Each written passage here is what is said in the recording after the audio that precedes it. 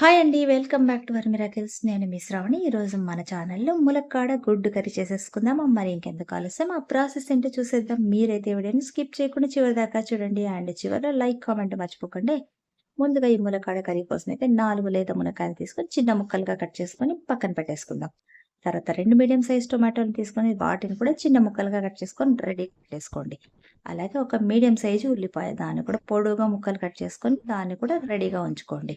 ఇప్పుడు మనం కట్ చేసి పెట్టుకున్న టొమాటో ముక్కలన్నిటిని కూడా మిక్సీ జార్‌లోకి వేసేసుకొని మెత్తగా ప్యూరీ చేసేసుకుందాం. అలాగే ఒక 5, 6 వెల్లుల్లిపాయలు కూడా కచ్చా పచ్చగా దంచేసుకొని పక్కన పెట్టేసుకుందాం. ఈ కర్రీలోకైతే వెల్లుల్లిపాయలు కచ్చా పచ్చగా దంచుకుంటేనే ఫ్లేవర్ అనేది బావుంటుంది. తర్వాత కొద్దిగా కొత్తిమీర తీసుకొని దాన్ని కూడా చిన్న చిన్నగా కట్ చేసుకొని పక్కన పెట్టేసుకుందాము.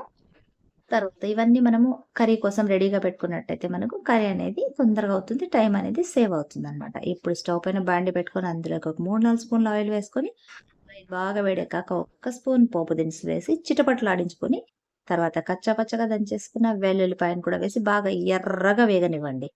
ఇవి బాగా ఎర్రగా అయిపోయిన తర్వాత ఇందులోకి మనం కట్ చేసుకున్న ఉల్లిపాయ ముక్కలు కూడా వేసేసుకుందాం. ఇవి కూడా కాస్త పచ్చివాసన పోవాలి కదా! అవి పోయేదాకా కూడా ఫ్రై చేసేసుకుందాం. ఇలా ఫ్రై చేసేటప్పుడు మనం కాస్త పచ్చి కరివేపాకు కూడా క్రష్ చేసి వేసుకోండి. గుమగుమలాడిపోతుంది. ఇప్పుడు ఇందులోకి టొమాటో ప్యూరీ కూడా వేసేసి దీన్ని కూడా బాగా ఫ్రై అవ్వనిద్దాం. అండ్ బాగా కలర్ చేంజ్ అయ్యేదాకా కూడా మగ్గనిద్దాం. సో, కలుపుతూ ఉంటే కొద్దిసేపటికి ఇది కలర్ అనేది చేంజ్ అయిపోతుంది. ఇప్పుడు ఇందులోకి రుచికి సరిపడా కాస్త ఉప్పు, కాస్త పసుపు వేసేసేయండి. మళ్ళీ ఒకసారి అంతా కూడా కలిపేసేసేయండి. తర్వాత నెక్స్ట్ ఇంకేం చేయాలా? ములక్కాడల ముక్కలు కూడా ఇందులోకి మనం వేసేసుకోవాలా. వేసాక కూడా అడుగునున్న ఉల్లిపాయలు, టొమాటోలు మాడిపోకుండా అన్నీ కూడా మీదకి, కిందకి కలిపేయాల. అండ్ ప్రతి ముక్క కూడా ఉప్పు, పసుపు పట్టేలాగా ములక్కాడ ముక్కలన్నిటిని కూడా డీప్ కడాయిలో మొత్తం ఈవెన్‌గా స్ప్రెడ్ చేసిన తర్వాత మనము దీనికి ఒక మూత పెట్టేసి ఒక 5-10 నిమిషాల పాటు లో టు మీడియం ఫ్లేమ్ మీద బాగా మగ్గించుకోవాలనమాట. తర్వాత మనం మూత తీసి చూసినట్టయితే చూడండి, ఇందులోంచి వాటర్ అనేది కాస్త బయటకొస్తా ఉంది కదా! సో, ఇవి కూడా మనకు డ్రై అయిపోయిన తర్వాతనే మనము ఇందులోకి మనం మీరు తినగలిగినంత ఎండు కారం పొడి, అలాగే ఒక్క స్పూన్ ధనియా పొడి, 2 స్పూన్లంత ఎండు కొబ్బరి పొడి ఇదేస్తేనే టేస్ట్ అనేది కర్రీ బావుంటుంది.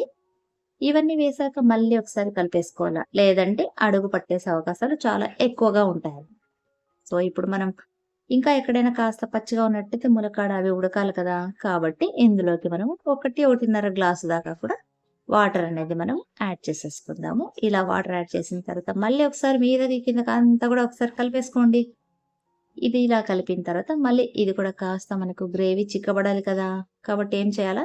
మూత పెట్టి మళ్ళీ ఒక 5-10 నిమిషాల దాకా మీడియం ఫ్లేమ్ మీద ఉడికించుకోవాలా. ఈలోగా మనము ఉడికించి పెట్టుకున్నాం కదా కోడిగుడ్లు, వీటికి పైన ఉన్న షెల్ అయితే రిమూవ్ చేసేసుకుందాము. పైన ఉన్న పెంకంతా కూడా తీసేసుకొని పెట్టుకున్న తర్వాత ఈ కోడిగుడ్లకు ప్రతిదానికి కూడా మనము నైఫ్‌తో కాస్త ఘాట్లయితే పెట్టేసుకుందాము. ఇలా ఘాట్లు పెట్టి మనం గుడ్లను ఫ్రై చేయడం వల్ల ఉప్పు, కారం అనేది గుడ్లలోకి బాగా చేరుతుందనమాట.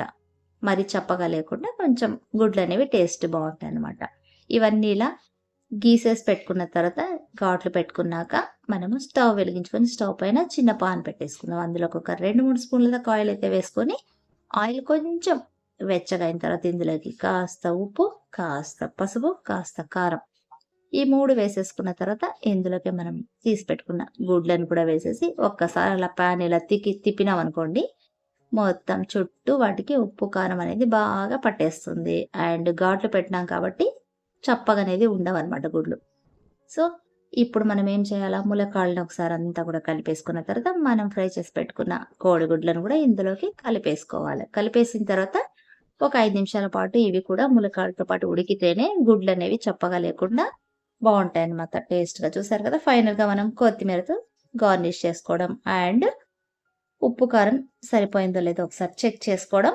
ఫైనల్‌గా మనం ఇంకొక బౌల్‌లోకి సర్వింగ్ బౌల్‌లోకి చేసుకోవడము. ఎంచక్కా వేడి వేడిది లాగించుకోవడమే. చూసారు కదా! ఎంత ఈజీగా అయిపోయిందో. మరి ఇంకెందుకు ఆలస్యం, మీరు కూడా తప్పకుండా ట్రై చేయండి. మీకు కూడా ఎలా కుదిరిందో నాకు కామెంట్ చేయండి. నెక్స్ట్ ఇంకొక మంచి వీడియోతో మళ్ళీ మీ ముందుంటా. నా వీడియో గనుక నచ్చినట్లయితే మీ ఫ్రెండ్స్‌కి, కుటుంబ సభ్యులకైతే షేర్ చేయండి. నెక్స్ట్ ఇంకొక మంచి వీడియోలతో మళ్ళీ మీ ముందుంటా. Until then bye. Thanks for watching.